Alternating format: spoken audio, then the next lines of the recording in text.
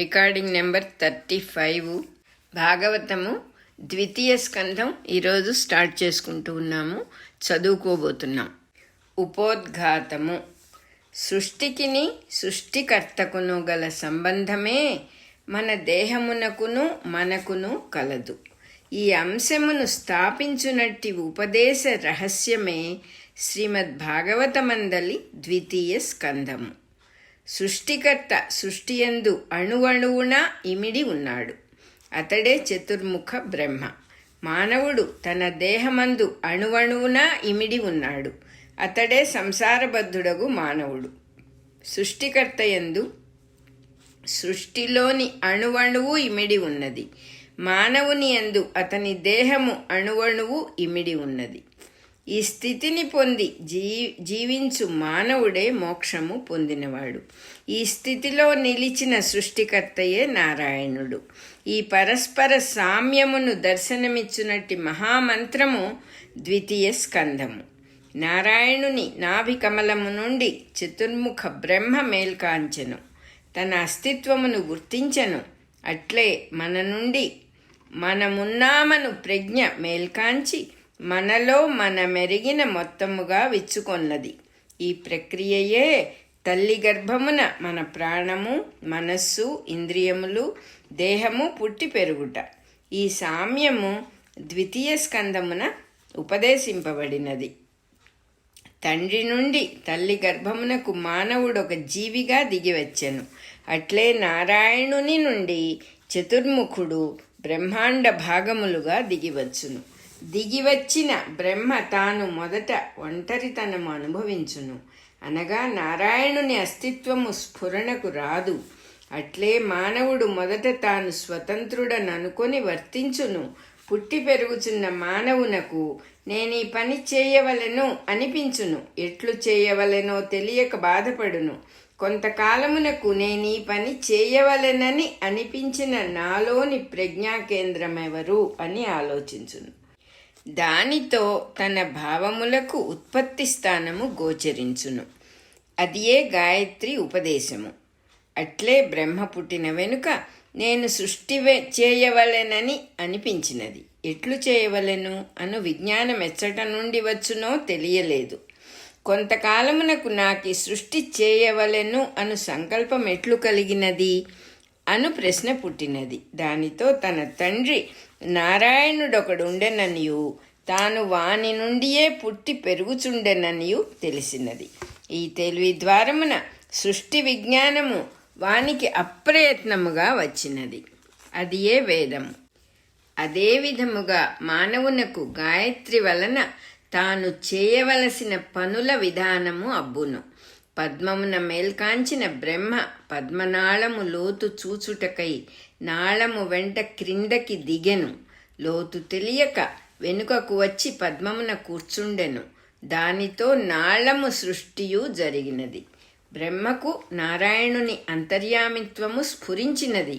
అట్లే తల్లి గర్భమున పడిన జీవుడు మొదట వెన్నెముకను సృష్టించుకొని మరల పైకి వచ్చి హృదయస్థానమును ఆక్రమించును. అందు నారాయణునిలో తాను నివసించుటకు ఆరంభించును. వెన్నెముకలోని బ్రహ్మరంధ్రము వేద విజ్ఞానమునకు మూలముగా సృష్టించుకొను సన్నివేశము ఇట్లు జరుగును. ఈ సన్నివేశము జీవుడు తల్లి గర్భమున పడిన వెనుక 2వ మాసమున జరుగును. కాబట్టి ఈ వృత్తాంతము 2వ స్కంధము కథగా కూర్పు చేయబడినది. గాయత్రి దర్శనమిచ్చిన మానవునకు తాను జీవించుచున్న సమస్త లోకములకు మూలమైన శాశ్వత లోకము తన హృదయమున గుర్తింపబడును. ఈ లోకము సృష్టి స్థితి లయములకు అతీతము. అట్లే బ్రహ్మకు వైకుంఠము దర్శనమిచ్చినది. అందు నారాయణుడు తానుగా దర్శనమిచ్చి ఇట్లనెను, ఎంత తపస్సు చేసినను నేను దర్శనమియ్యను.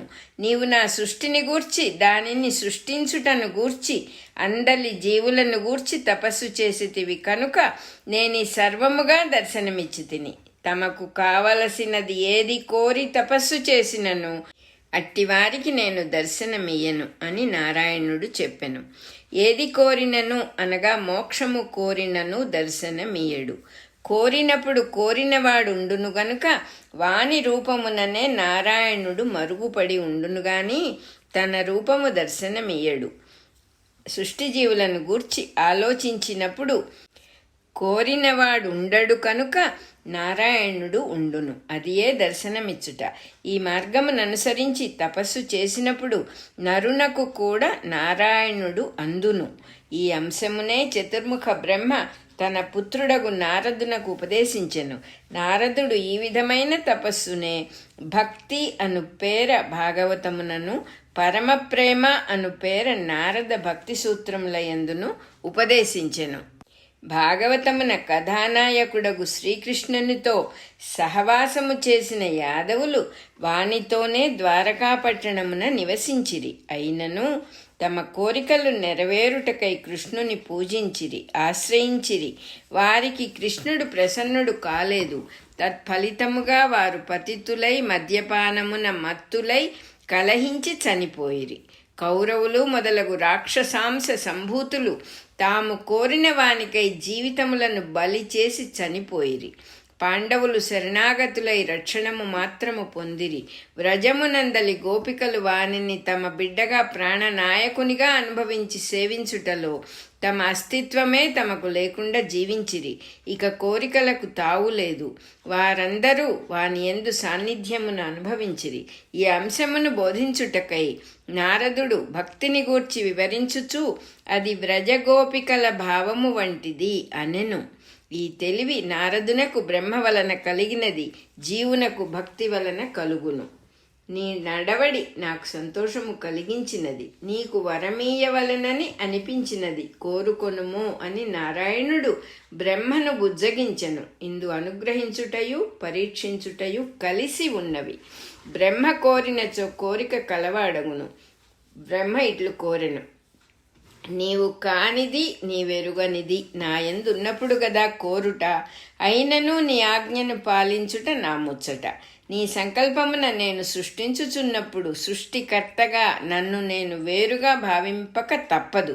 ఆ భావనలో చిక్కుకొని పోకుండా నీ స్ఫురణ నాయందు అంతర్యామిత్వముగా నిలిపి కాపాడుము. ఇదియే నా కోరిక. మరియు నన్ను అనుగ్రహించినట్లే నా సృష్టిలోని జీవులను కూడా నీ అంతర్యామిత్వ స్ఫురణచే అనుగ్రహింపుము. ఈ కోరికలో జీవులు సాధన చేయుటకు కలుగు సంకల్పము, దానిని ప్రసాదించునట్టి భగవంతుని అనుగ్రహము ఇమిడి ఉండుటయే కాక సాధన మార్గములుగా మనదాకా నేటి వరకునూ దిగివచ్చినవి. ఇక ముందును అట్లే దిగివచ్చును. మనము దినచర్యలో చేయునట్టి పనులను, మన ఇల్లు వాకిలి భార్య బిడ్డలు మున్నగు సర్వము వాని సృష్టిగా ఎరిగి సమర్పణ బుద్ధితో జీవించుట వలన ఈ బ్రహ్మకు కలిగిన జ్ఞానమే మనకును కలుగును. ఇదియే బ్రహ్మజ్ఞానము. దానినిచ్చునట్టి ఈ పరంపరయే వేదము.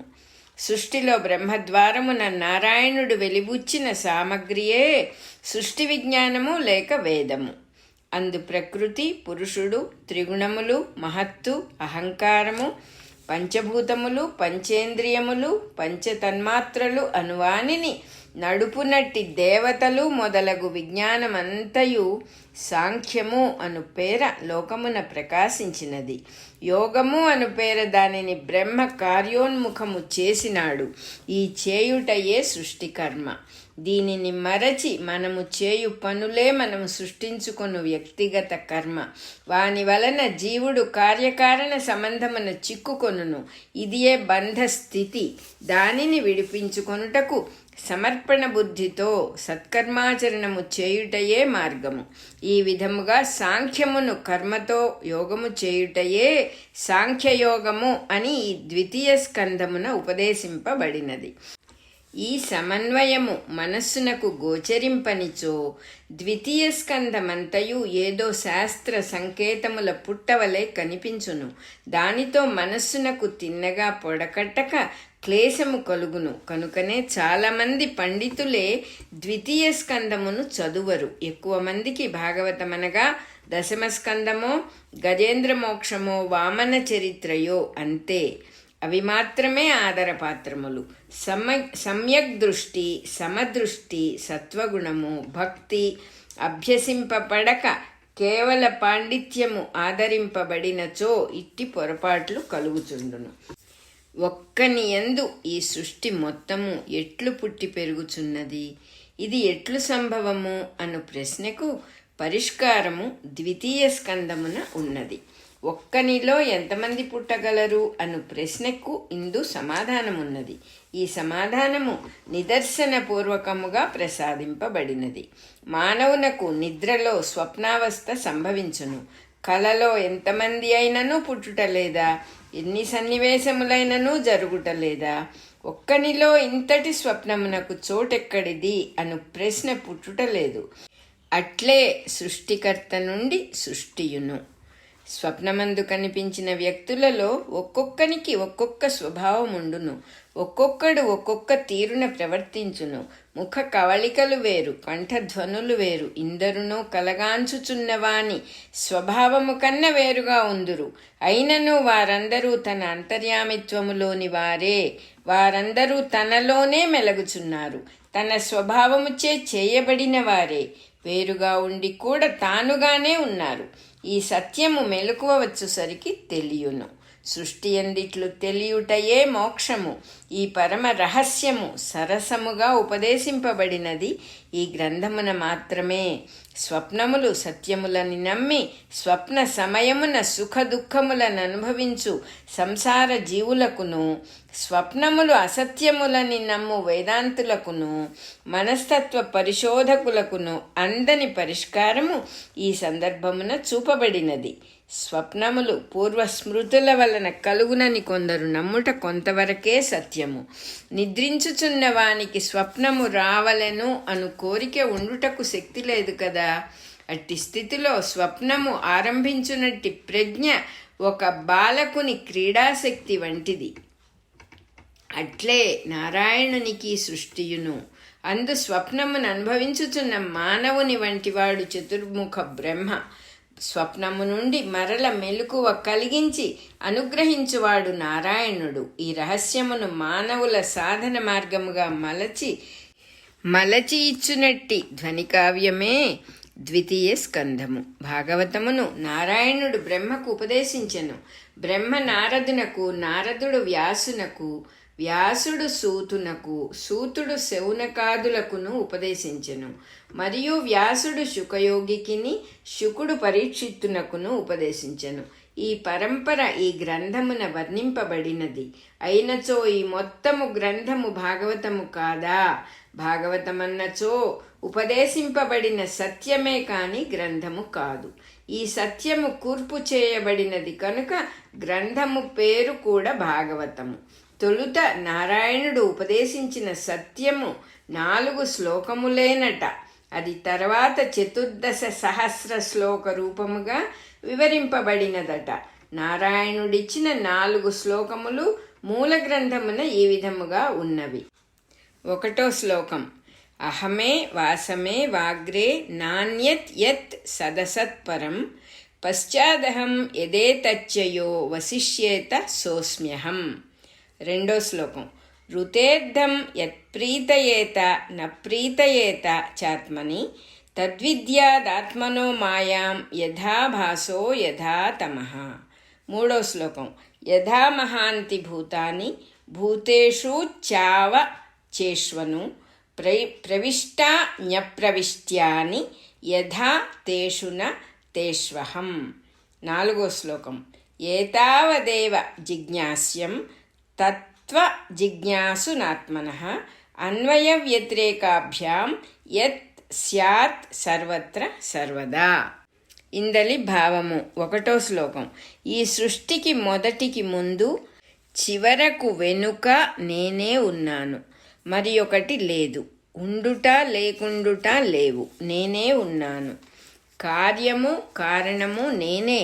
ఇప్పుడు నీవు తెలియదగినది, చూడగలిగినది నేనే. తరువాత మిగులునది నేనే. 2వ శ్లోకం: పనికి వచ్చునది అని కనిపించునట్టి దానిలో నా యందు లేనిదేదియూ లేదు. నేను కాక నీకు గోచరించున్నది మాయ. వెలుగునకు చీకటి ఎట్లో అట్లే నాయందున్న నీయందు మాయయును గోచరించును. వస్తువునకు ప్రతిబింబమెట్లో అట్లే. 3వ శ్లోకం. సృష్టియందు మహాభూతములెట్లు పుట్టునో అట్లే మహాభూతములయందు పెద్దవి చిన్నవి పుట్టును. అందు నేను నిండి ఉన్నట్లు కనిపించున్నవి నాయందుండుట వలన కనిపించుచున్నవి. ఈ విధముగా నేను వీనియందున్నాను, ఈ విధముగా నేను వానియందు లేను. 4వ శ్లోకం. సత్యము తెలియదలచినవాడు దీనినే తానుగా వెదుకవలెను. సూటిగా గాని సృష్టియందు గాని నన్నే వెదుకుటకు ప్రయత్నింపవలెను. 4 శ్లోకాల అర్థము ఈ విధముగా చెప్పబడినది. కాల నిర్ణయమును గూర్చిన కొన్ని విశేషములు ఈ స్కందమున ఆధారములుగా లభించును. బ్రహ్మ నారదునకు భాగవతము ఉపదేశించుచున్న కాలమునకు ఈ దిగువ అవతార కథలు అయిపోయినవి. వరాహావతారము, 2 సుయజ్ఞావతారము లేక హరి అవతారము, 3 కపిలుడు, 4 దత్తాత్రేయుడు, 5 సనకాదులు, 6 నరనారాయణులు, 7 ధ్రువుడు, 8 పృథువు, 9 వృషభుడు, 10 హయగ్రీవుడు, 11 మత్స్యము, 12 కూర్మము, 13 నృసింహము, 14 ఆదిమూలావతారము, 15 వామనుడు, 16 హంసావతారము, 17 మనువు. బ్రహ్మ నారదునకు ఉపదేశించుచున్న సమయమునకు 18, 19 అవతారములకు ధన్వంతరియు పరశురాముడును సమకాలికులై ఉన్నారు. ఇందలి సంకేత రహస్యములు రహస్య ప్రకాశమునను టీకాతాత్పర్యములయందును 201వ వచనము సందర్భమున వివరింపబడినవి. ఇక ఈ దిగువ అవతారములు రాబోవు కాలమునకు సంబంధించినవిగా బ్రహ్మ నారదునకు చెప్పెను. 20 రామావతారము, 21 కృష్ణ బలరామావతారములు, 22 వేదవ్యాసుడు, 23 బుద్ధుడు, 24 కల్కి. ఇందు బ్రహ్మ నారదునకు ఉపదేశించు కాలమునకు ముందు జరిగిపోయినవిగా చెప్పబడిన 17ను 18వ ధన్వంతరి సృష్టి ఆది నుండి ఈ భూమిపై మానవజాతి తల్లి గర్భమున నుండి భూమిపై పడు వరకును జరుగునట్టి విశేషములు. అందు ధన్వంతరి మానవుడే. అటుపైన చెప్పబడిన పరశురాముడు మొదలుగా గల 6 అవతారములను మన భూమిపై జన్మించు మానవావతారములు. ఈ విధముగా 24 అవతారములు వర్ణింపబడుటకును అవి 18+6గా విభజింపబడుటకును మరి ఒక సంకేతం ఉన్నది. అది మన భూమిపై జరుగు సంవత్సరమునకు 24 పర్వములు, 12 పూర్ణిమలు, 12 అమావాస్యలు. కనుకనే సంవత్సర చక్రము చక్రే 24 పర్వయోగే అని భారతమున సూతునిచే వివరింపబడినది. ఈ 24 పర్వములలో 18 పర్వములు మానవుడు తల్లి గర్భమున పెరుగు నవమాసములను తెలియజేయును. మిగిలిన 3 మాసములకు గల 90 దినములలో కాలము మనుష్యమానముగా మారి 90 సంవత్సరముల ఆయుర్దాయమగును. అటుపైన రాశి చక్రమున ఒక్కొక్క రాశికి 2.5 సంవత్సరముల చొప్పున 30 సంవత్సరములను పరమాయువుగా ఏర్పడెను. అనగా మొత్తము 90+30 = 120 సంవత్సరములు మానవుని పరమాయువు అగును. ఇది శ్రీకృష్ణుడు జీవించిన ఆయుర్దాయ ప్రమాణముగా పురాణ సమన్వయము వలన తేలును. లెక్కలు సూక్ష్మముగా గుణింపగా ఖగోళ శాస్త్రమును అనుసరించి శ్రీకృష్ణుడు భూమిపై 125 సంవత్సరముల 7 మాసముల 8 దినములు దేహము దాల్చి ఉండెను. దీనిని గూర్చి 10వ స్కంధమున వివరింపబడును.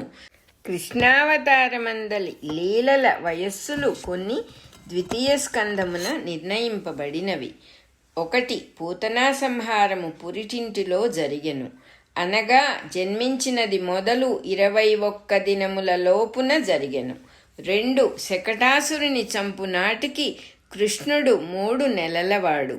3 గోవర్ధనోద్ధరణము చేయునాటికి 7 సంవత్సరముల వాడు. మిగిలిన ఆధారములు రాబోవు స్కంధములలో వివరింపబడును. 30/3/1978 విశాఖపట్నం, ఎక్కిరాల కృష్ణమాచార్య. మన రికార్డింగ్ నెంబర్ 35 అయిపోయింది. మాస్టర్ గారే స్వయంగా చెప్పిన ఉపోద్ఘాతం ద్వితీయ స్కంధంలోది అయిపోయింది.